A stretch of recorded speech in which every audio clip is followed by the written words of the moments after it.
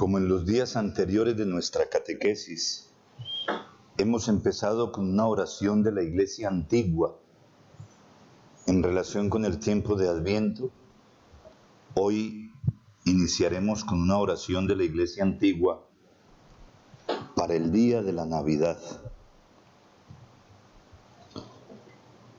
Escúchanos, Señor, a nosotros, que con devoción nos reunimos como comunidad eclesial para celebrar la festividad de tu nacimiento y cantar tus alabanzas.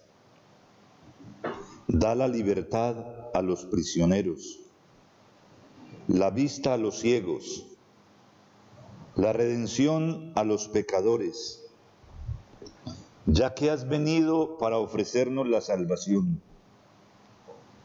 Oh Salvador del mundo, mira desde tu santo cielo a tu pueblo y dale tu luz.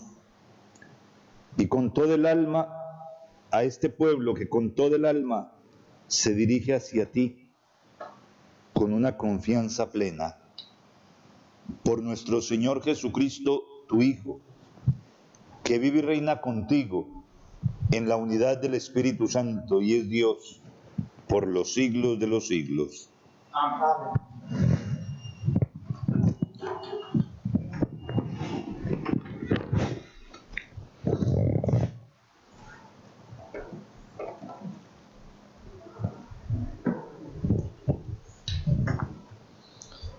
Hermanos, hasta ahora estuvimos viendo el tiempo de Adviento como preparación a la Navidad.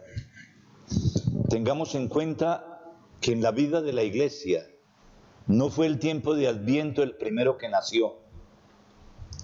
La estructura que nosotros tenemos actualmente del año litúrgico se fue configurando a partir de los siglos. Y ya cuando empezábamos a hablar del tiempo de Adviento, hablábamos que la primera fiesta que se celebró fue la Pascua, es decir, la muerte y resurrección del Señor. La Iglesia primitiva, inmediatamente después de muerto el Señor, año tras año, celebró la Pascua.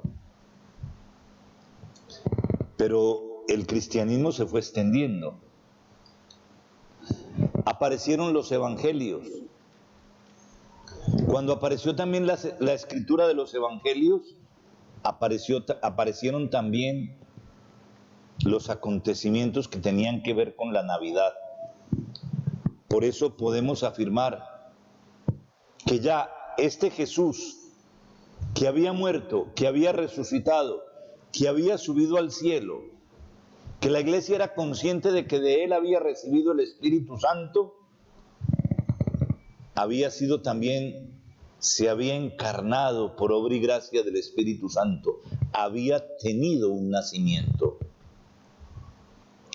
Y entonces ya mirando a Jesús desde la perspectiva de la Pascua, desde la perspectiva de la resurrección, fue como la Iglesia entró a celebrar inicialmente el acontecimiento de la Navidad, el misterio de la encarnación del Verbo en las entrañas de María. Jesús que se hace hombre y aparece en la debilidad de un niño. Siendo Dios, no aparece con poder, sino aparece en la debilidad de un niño. No aparece en una realidad enorme y grande, sino que nace ocultamente. Nace como los pobres. Es más, yo creo que peor que los pobres, porque nace en un establo. Se van recogiendo todos los elementos de la celebración de la Navidad. Pero no simplemente para hacer, como quien dice, un teatro del acontecimiento de Navidad, no. Para que a través de los signos nosotros empecemos a comprender qué es lo que significa el misterio de la Navidad. Y la segunda fiesta entonces, antes del año litúrgico, que aparece es precisamente la Navidad. Pero todavía no había aparecido ni Adviento ni Cuaresma. Primero aparecerá la Cuaresma y después aparecerá el tiempo de Adviento. El tiempo de Adviento será el último que aparece, pero la Navidad aparece muy pronto. ¿Por qué aparece la Navidad? La Navidad tiene un punto de referencia. Nosotros no es que tengamos preciso el día del nacimiento del Señor. Hay muchas hipótesis, ninguna comprobada. Algunos afirman que el nacimiento de Jesús tiene que ver también con la Pascua. Es decir, que Jesús nace también hacia finales del mes de marzo. Otros dicen que no, que nació precisamente en estas fechas y en este acontecimiento. De modo que no hay una seguridad de las fechas del nacimiento de Jesús. Tenemos que partir de esta base. Jesús no nació siendo importante, ni nació tampoco de una familia que pudiéramos hablar era importante. La Sagrada Familia, en el tiempo del nacimiento de Jesús, eran simplemente una mujer y un hombre que se podían distinguir por su anonimato en la sociedad donde vivían. Porque así era como Dios quería entrar en la historia de la humanidad. Los padres de la Iglesia aprovechan toda esta visión de este nacimiento oculto, de este nacimiento simple y sencillo, para hacer un contraste con lo que va a ser la segunda venida. Que la segunda venida ya se plantea en gloria. La segunda venida se plantea abiertamente. La segunda venida se plantea ya no solamente como Salvador, sino también como juez. Naturalmente, con un juicio de misericordia. Pero un juicio de misericordia que conlleva el que nosotros aceptemos o rechacemos la salvación que Él nos ofrece. Porque Dios no nos impone la salvación. En el fondo, en el juicio que Jesús va a hacer con nosotros, nosotros tenemos una palabra fundamental: aceptar o rechazar la misericordia que se nos ofrece. El episodio del ladrón en la cruz es el que nos da a nosotros cierta garantía de que todavía en el momento del juicio será para nosotros posible todavía la salvación, pero estamos en el total peligro de rechazarla definitivamente si no estamos convencidos desde aquí en la importancia de la salvación que Jesús nos ofrece. Y para eso es para lo que es importante la Navidad, para recibir a Jesús.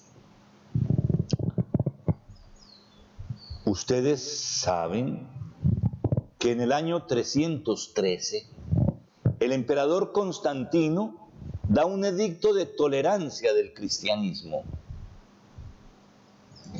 Hasta ahí el cristianismo era perseguido. Y el Imperio Romano, el 25 de diciembre, celebraba una fiesta. ¿Qué fiesta celebraba? La fiesta del nacimiento del sol. ¿Por qué ese día? Porque el 24 de diciembre, en todos los países que pertenecen al hemisferio norte, y sobre todo los que están más al norte, el 24 de diciembre empiezan a crecer la luz en los días. Del 24 de diciembre al 24 de junio, los días crecen. Del 24 de junio al 24 de diciembre, los días decrecen. Nosotros en el trópico no percibimos eso. Para nosotros hay muy poco espacio de una época a otra y más o menos los días y las noches son iguales.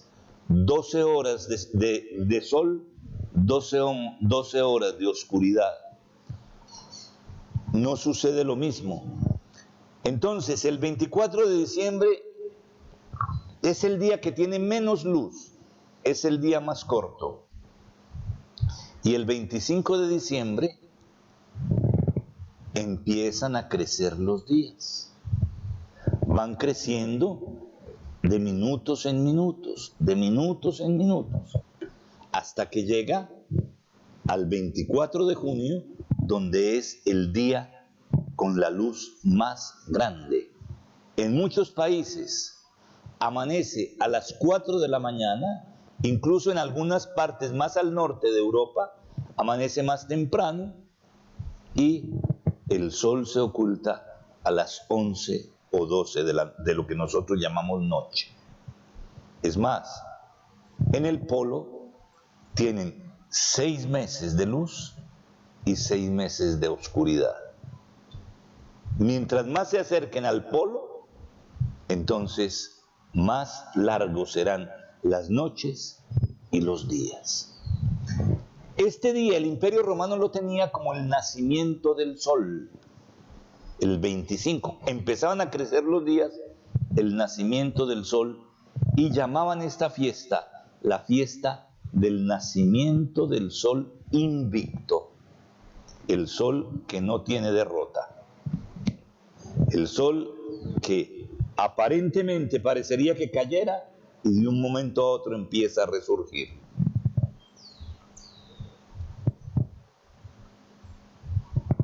Nosotros, desde el comienzo a Jesús, utilizando los textos del Antiguo Testamento, se le ha llamado el sol de justicia.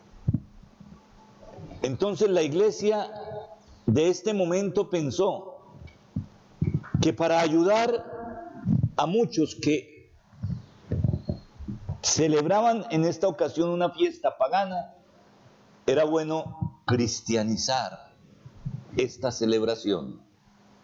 Y entonces se empezó a celebrar el día del nacimiento del sol de justicia, Jesucristo. Naturalmente estamos hablando solamente de la iglesia de Roma, no estamos hablando de las demás iglesias. La iglesia de Roma entonces, tenemos constancia que más o menos hacia el año 336 ya celebraba la Navidad el 25 de diciembre. No así las iglesias de Oriente. Las iglesias de Oriente, ¿cuándo celebraban la Navidad? El 6 de enero. El 6 de enero celebraban Navidad, celebraban la Epifanía, celebraban además la conversión del agua en vino en las bodas de Caná e incluso el bautismo de Jesús. Y la fiesta se llamaba Epifanía en Oriente. Epifanía es una palabra griega que quiere decir manifestación, Dios que se manifiesta. Unían entonces las manifestaciones de Dios en una sola fiesta y añadían otro elemento además, era también la fiesta de la luz. Además de ser la fiesta de la manifestación, era la fiesta en que el mundo venía iluminado desde la experiencia de Jesús. Así llegamos a que en el siglo IV entonces se celebraba la Navidad, pero en distintas épocas. En Oriente el 6 de enero y en Roma el 25 de diciembre. En el siglo VI se hizo un intercambio de fiestas. Entonces, Oriente también comenzó a celebrar Navidad el 25 de diciembre.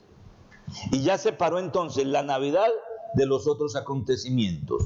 Nosotros empezamos a celebrar, entonces, ya empezamos a celebrar la Epifanía del Señor el 6 de diciembre.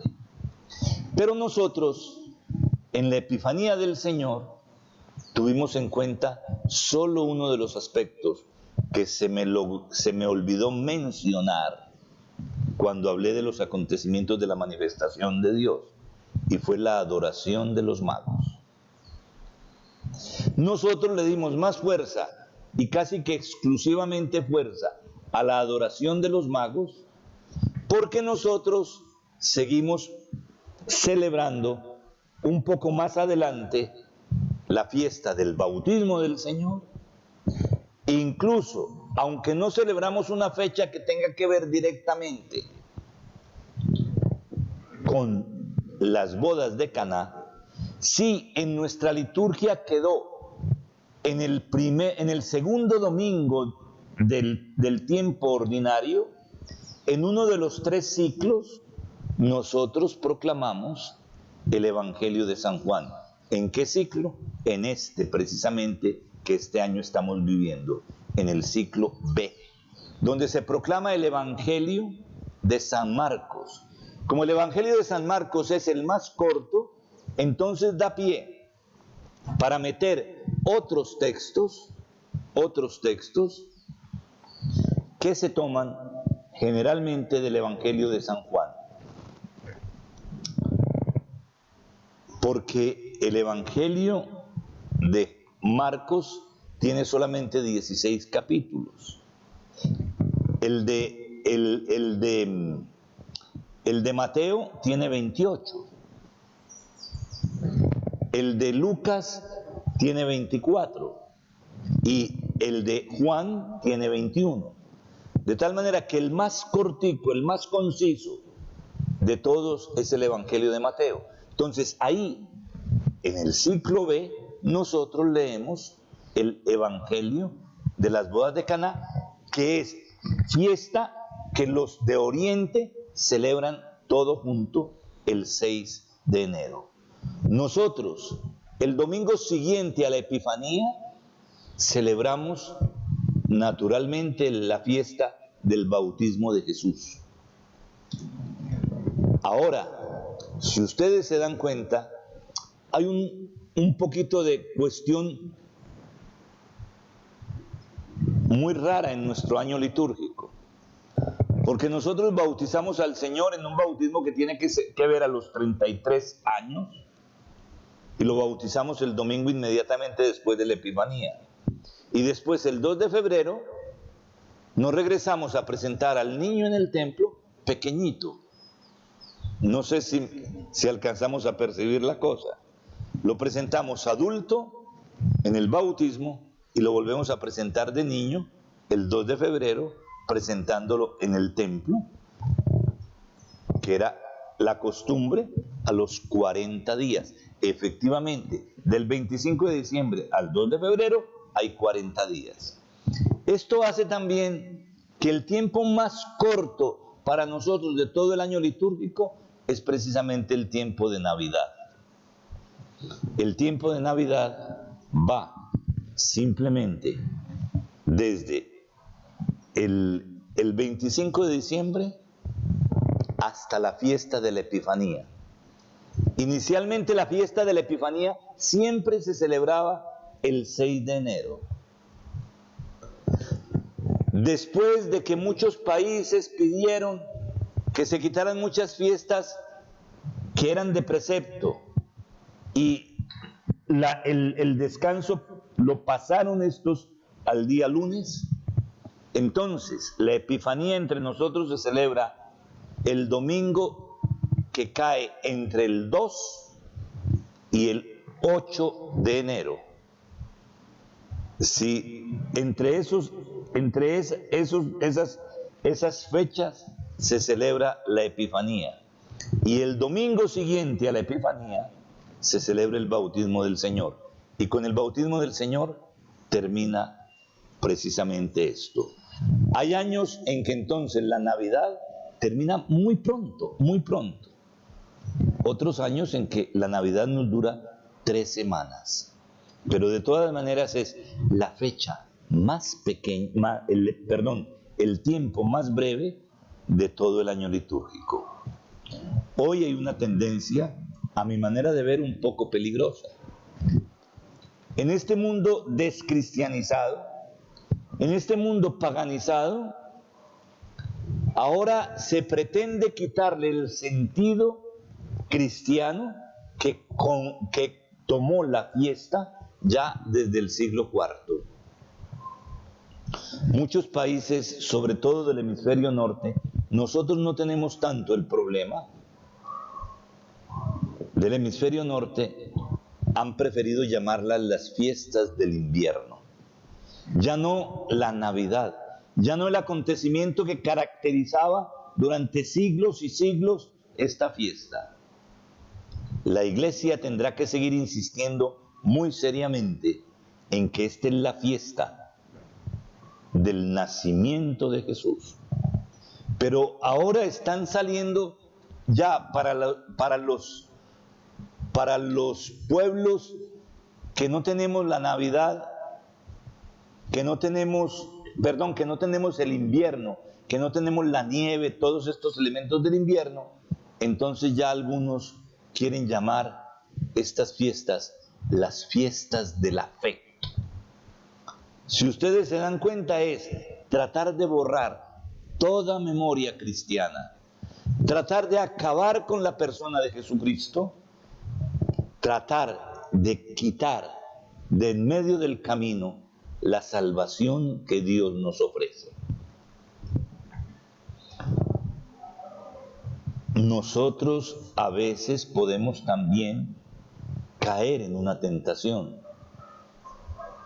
Y esto es uno de los elementos que yo quiero hablar con mucha claridad en esta catequesis.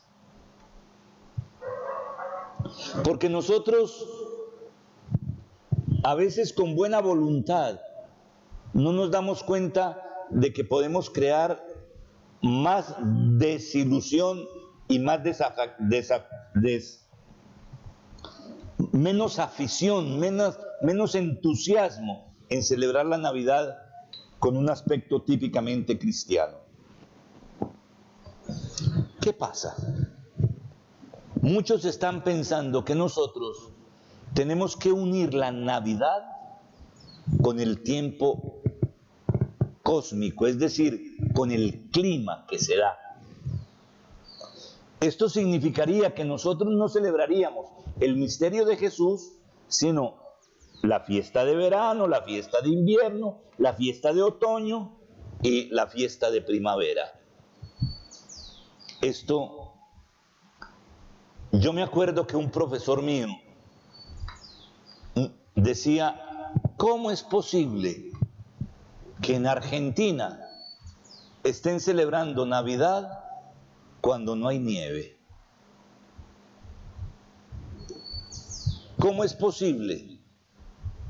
¿Cómo es posible esto? ¿Cómo es posible que estén celebrando Pascua en otoño? Y yo me acuerdo que yo le reviré y le dije, por favor, ¿qué hacemos entonces los colombianos que no tenemos estaciones? Si lo que celebramos es el invierno o el verano o el otoño, ¿cuándo celebramos nosotros si nunca tenemos nieve? Y según el requisito que usted está poniendo, ¿se necesita la nieve para poder celebrar Navidad? No le gustó mi intervención, pero es que este es el problema. Les cuento aquí entre nos que fue la nota más baja que saqué durante todos mis estudios, porque él se desquitó de mí en la nota.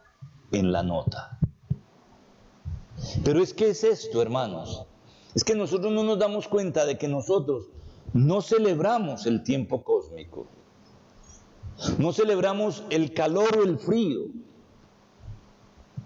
Nosotros podemos utilizar los elementos que tuvieron que vivir María, José y el nacimiento de Jesús en un momento muy frío, que era el invierno en Palestina, que incluso no era tan frío como en el resto de Europa, porque rara vez nieva entre ellos. De tal manera que el problema no es tanto el tiempo cósmico. El problema es que nosotros lo que celebramos es el acontecimiento de Jesucristo. Y eso lo tenemos que tener clarísimo, clarísimo, clarísimo. El nacimiento de Jesús es el que marca este tiempo de Navidad. Pero aquí tengamos en cuenta una cosa. Y esto ojalá ustedes se lo alcancen a grabar en lo más íntimo de ustedes mismos. Nosotros no vamos a recordar que Jesús nació en Belén. No vamos a recordar simplemente que Jesús nació por obra y gracia del Espíritu Santo en las entrañas de María, en un pesebre. Vamos a actualizar ese acontecimiento. Vamos a hacerlo presente. Efectivamente, es un acontecimiento que sucedió en el pasado, pero que nosotros, a partir de nuestra liturgia, tenemos la posibilidad de traerlo del pasado, de hacerlo presente aquí y ahora, y sobre todo, hacer presente el poder salvador de Dios con la misma fuerza, con la misma potencia que actuó la primera vez que lo hizo en la historia. Nosotros en nuestra liturgia no vivimos de recuerdos. Nosotros actualizamos el acontecimiento, lo hacemos presente aquí y ahora. ¿Para qué lo hacemos presente aquí y ahora? Es que si no fuera así, nosotros estuviéramos en desventaja frente a los que nos precedieron en los tiempos de Jesús. Porque entonces el poder salvador de este acontecimiento en el pasado fue solamente para los que vivían en el momento de Jesús. El que nosotros lo podamos traer del pasado y actualizarlo hoy es porque ese poder salvador de Dios lo necesitamos nosotros, y ese poder salvador de Dios se hace presente con toda su eficacia y con toda la fuerza del primer acontecimiento, se hace presente en nuestras celebraciones litúrgicas. De ahí la importancia de nuestra liturgia. De ahí que nuestra liturgia no sea una representación teatral. De ahí que lo más importante son los signos sacramentales, porque a través de los signos sacramentales es donde pasa para nosotros el poder salvador de Dios. Es a partir de esa realidad. Cada que nosotros celebramos la Eucaristía, eso es lo que hacemos presente. En este tiempo, lo hacemos presente a partir de uno de los acontecimientos importantes, no el más importante, pero sí uno de los acontecimientos importantes de la historia de Jesús: su nacimiento. Y lo que se dio entonces en Jesús, esa encarnación de Jesús para salvación, la necesitamos nosotros aquí.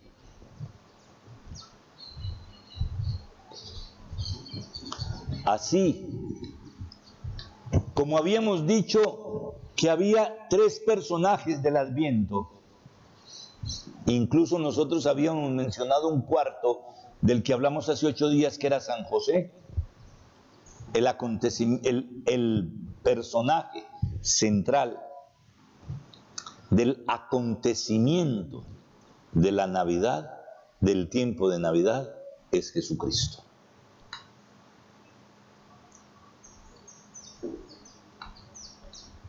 Pero Jesucristo, visto también a partir de lo que ha hecho en María.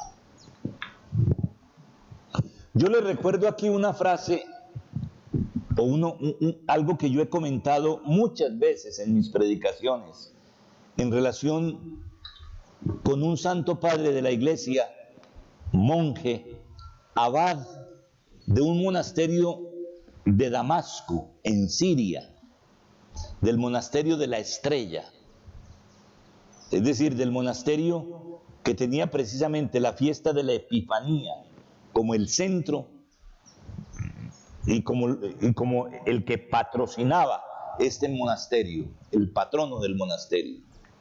Este santo de la iglesia antigua y padre de la iglesia se llamaba San Isaac, abad del monasterio de la Estrella en Siria.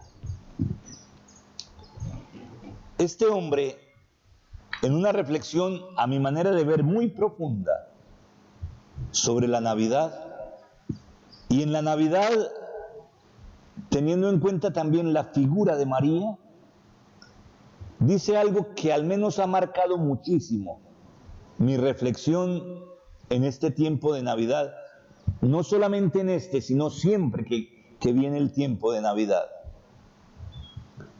Porque Isaac de Siria dice que todo lo que se ha dado en María se tiene que dar en la iglesia. Y que todo lo que se da en la iglesia se ha dado en María. Y todo lo que se ha dado en María y en la iglesia se tiene que dar en cada uno de los bautizados. Y en relación con la Navidad, entonces, ¿qué es lo que quiere decir esto? Que así como en María nació Jesucristo, en nosotros, en la iglesia y en cada uno de nosotros es necesario que nazca Jesucristo. Ese nacimiento de Jesús en nosotros, ese hecho de que Jesús no solamente nazca, sino que permanezca en nosotros, es lo que permitirá que para nosotros Jesucristo no se convierta en un personaje externo a nuestra vida, sino en un personaje que hay que ir a buscar en el corazón. Ustedes se darán cuenta de una cosa. De esta visión, los padres de la Iglesia de Oriente han hecho fundamentalmente toda una teología, toda una reflexión que la han llamado la inhabitación de Dios en el corazón del hombre. Eso es Navidad. Eso es Navidad. Dios que habita, que mora en el corazón del hombre. Y en el fondo, cada Navidad es una renovación de esta habitación de Dios en nuestro corazón, por si acaso nos hemos entibiado. Por si acaso no tenemos claro desde dónde comienza para nosotros la acción salvífica de Dios. La acción salvífica de Dios no comienza fundamentalmente en apariciones. Sí comienza en escuchar al Señor. Sí comienza en escudriñar las Escrituras y encontrar lo que el Evangelio de Juan nos dice: escudriñad las Escrituras porque ellas dan testimonio de mí, que es lo que afirma Jesús. Si no estoy mal, esto lo afirma en el capítulo 5, el Evangelio de San Juan. Escudriñad las Escrituras porque ellas dan testimonio de mí. ¿Queremos tener a Jesús en nosotros? Escudriñemos las Escrituras.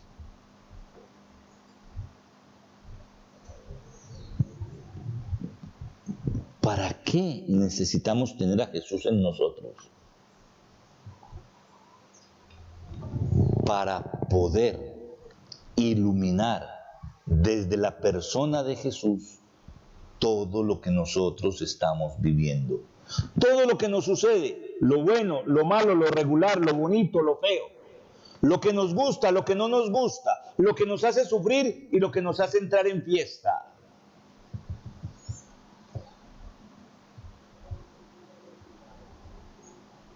Poder confrontar, por lo tanto, si nosotros nos estamos dejando formar en nuestra vida por Jesús. Porque este es el otro problema. Nosotros nos decimos cristianos,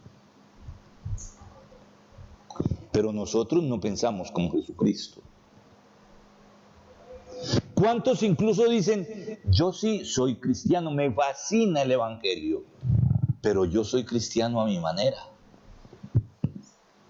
Yo cojo del Evangelio lo que me gusta y dejo lo que no me gusta. Si yo quiero el conocimiento de Jesús, atención, estoy hablando de conocimiento, no como conocimiento intelectual, sino como conocimiento experiencial, como conocimiento de vida. Es decir, poder ver a Jesús presente en los acontecimientos de mi historia. Poder ver a Jesús presente en mis sufrimientos. Poder desde la persona de Jesús darle sentido a mi sufrimiento. Pero también tratar de darle desde la persona de Jesús sentido a mi alegría y vivir con total intensidad los momentos de alegría.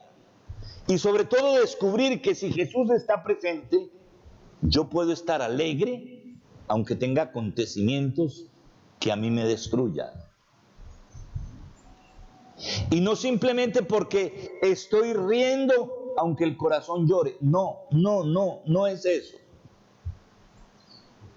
Porque en el cristiano no puede haber dicotomía, no puede haber una separación entre lo que expresa y lo que hace.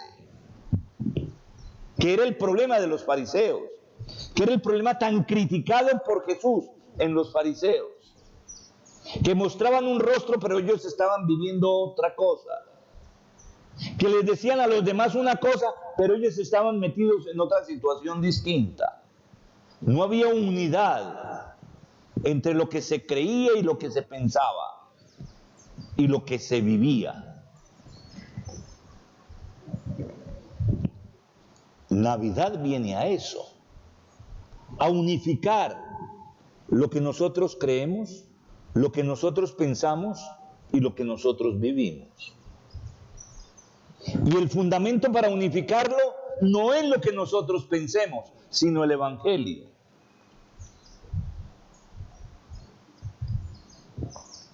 Es que Navidad es en el fondo lo que va a hacer posible que el Evangelio se acerque al hombre. Si Jesús no nace, no puede ser el predicador de los 3 años de ministerio público. Si Jesús no nace y crece en la familia de Nazaret, solo cuando Jesús precisamente realiza toda su experiencia de vida y empieza su predicación, las cosas son distintas. Hay muchos comprenden que habla con autoridad, que dice lo que tiene que decir. Y la mayor dificultad también Jesús la va encontrando en unificar la vida de sus apóstoles y de sus discípulos. Porque también la vida de sus apóstoles y sus discípulos viven una separación entre lo que creen y lo que viven. Los 12 apóstoles no estaban ajenos a esto. Los 12 apóstoles inicialmente no eran mejores que nosotros, probablemente tampoco peores,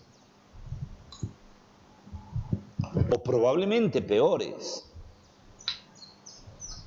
Pero es que como este llamado es para todos, porque naturalmente entre los 12 apóstoles había sicarios. Judas Iscariote era sicario.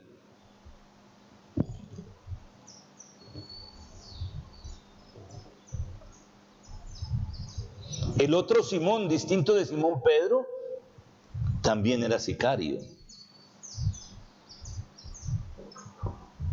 Pertenecían a un grupo que se llamaba el grupo de los celotes. Y los celotes eran los que venían armados y eran asesinos a sueldo. Eso sí, en favor de una cosa, de la libertad del pueblo judío del dominio romano. Los 12 se tienen que purificar muchísimo.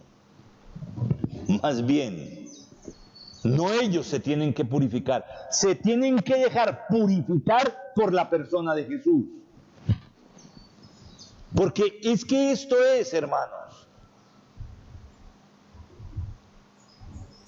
Navidad no significa que yo me purifico para llegar hasta el Señor, no. Yo me presento como soy ante el Señor porque es el nacimiento de Jesús en mi pesebre lo que empieza a purificarme a mí.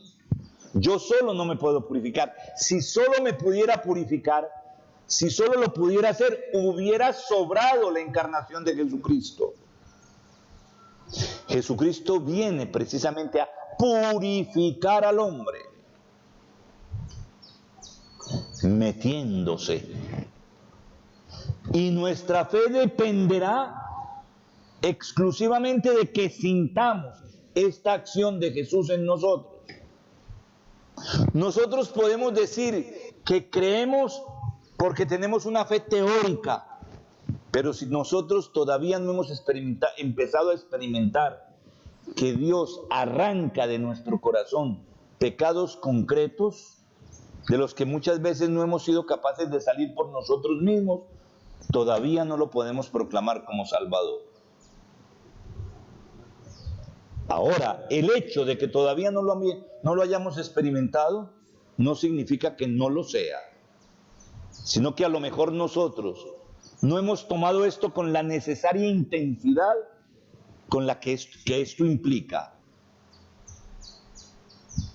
Porque nosotros simplemente a lo mejor lo que estamos pidiendo es que nos proteja en los momentos en que nos sentimos desamparados, pero no estamos esperando una sanación radical e interior nuestra, que es lo que produce la Navidad, que es lo que produce la encarnación de Jesús en el corazón del hombre. Esto es muy serio, hermanos, porque es que esto es lo que nos coloca a nosotros frente a las verdaderas actitudes de si somos o no somos cristianos. De lo contrario nos quedamos en leguleyadas.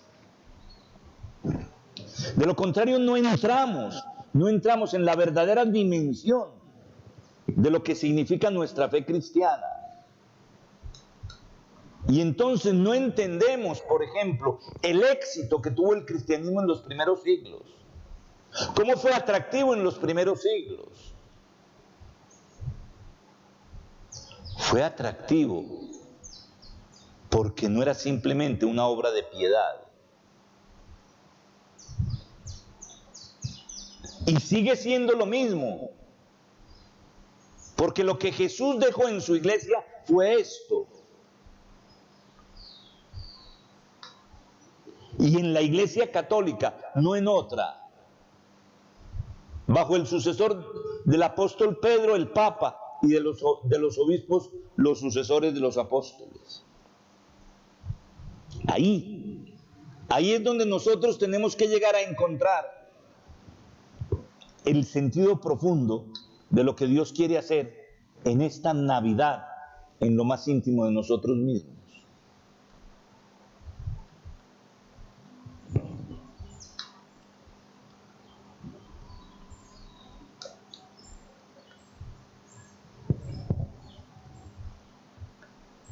Nosotros a veces como nos hemos quedado con la teatralización de la Navidad. Entonces hemos convertido esta fiesta de Navidad en la fiesta de los niños. Entonces lo importante es llevar a los niños a la novena disfrazaditos de pastores, y eso, todo eso está muy bien. Todo eso está muy bien. Es decir, todo lo que podamos hacer externamente para darle un sentido nuevo a la Navidad, bien. Pero es necesario desde pequeños empezar a catequizar a los niños, hablándoles con toda seriedad de que Jesús se hace carne en ellos.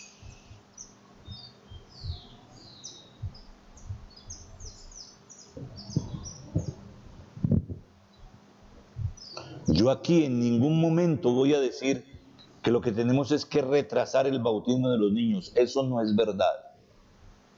La iglesia desde los primeros momentos bautizó a los niños.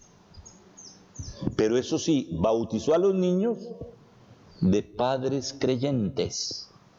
Porque esos padres creyentes iban a educar a sus hijos en la fe. Porque esos padres creyentes iban a transmitir el verdadero sentido de la Navidad.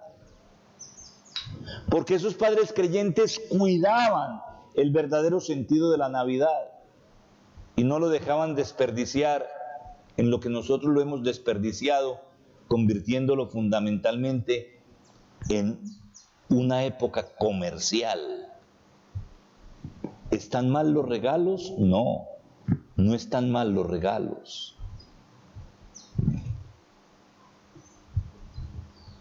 Eso no está mal.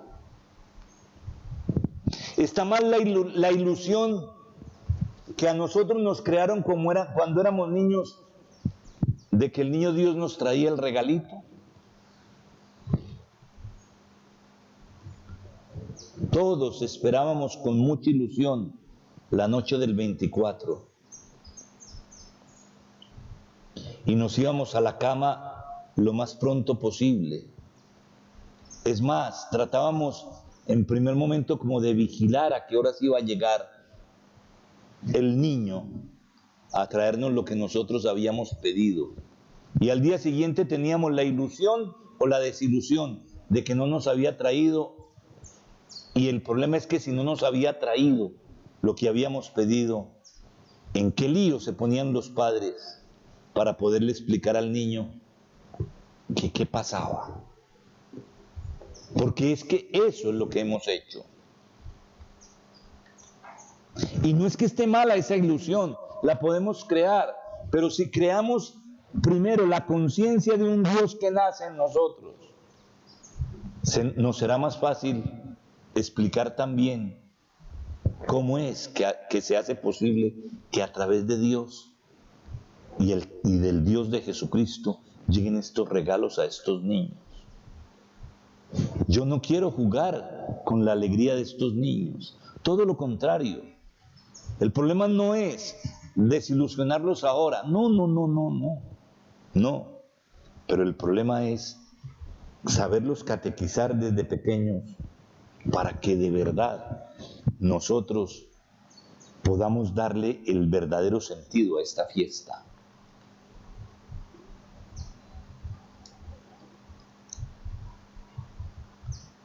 Navidad, como les decía, es una fiesta muy corta. Es una fiesta que es importante en la vida de la iglesia. La iglesia antes de la reforma del Concilio Vaticano II, tenía varias fiestas que consideraba muy importantes. Y a esas fiestas las había caracterizado con una realidad que la iglesia llamaba la octava. Antes de la reforma del Concilio Vaticano II, octava tenía la fiesta de Navidad, octava tenía la fiesta de Pascua, octava tenía la fiesta de la Epifanía, octava tenía la fiesta de Pentecostés. y en algunos se consideraba también octava, la celebración de la Asunción de María con la fiesta el 22 de agosto de María Reina, que era la que cerraba como tal la semana de la Asunción de la Santísima Virgen. No se hablaba oficialmente de la octava de la Asunción, pero en la práctica se había colocado la fiesta de María Reina como para cerrar la octava de la Asunción.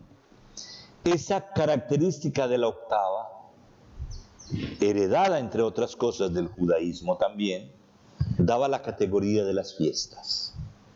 La reforma del Vaticano II solamente dejó octava de Pascua y octava de Navidad.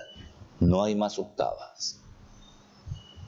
La octava de Pascua la dejó pura. Y no hay ninguna otra fiesta que pueda distraer la atención de la octava de Pascua.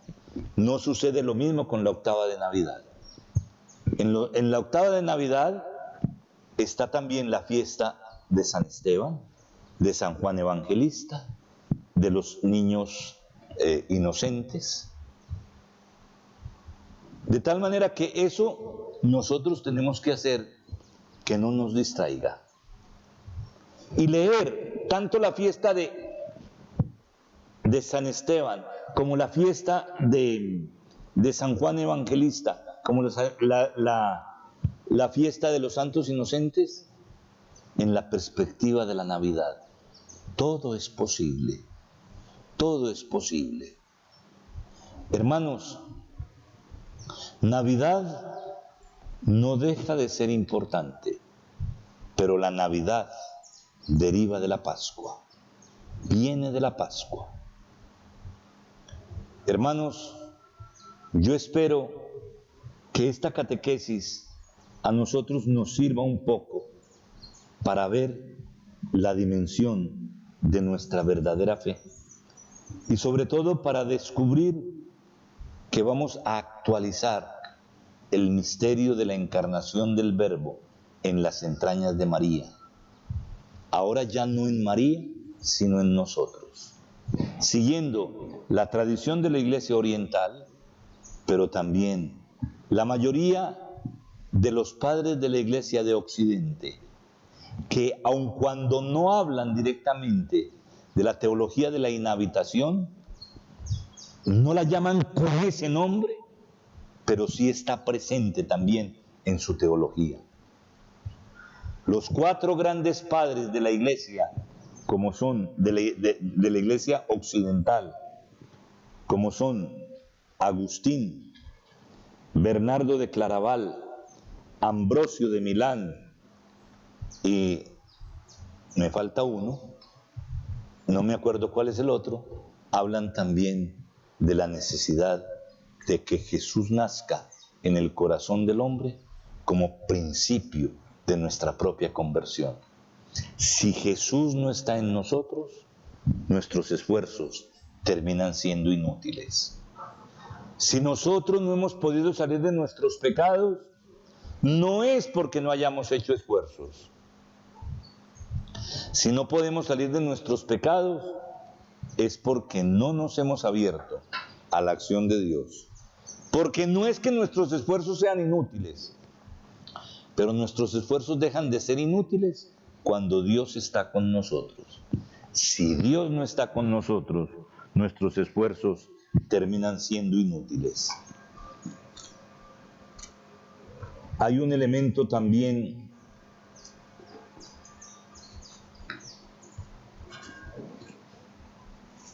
fundamental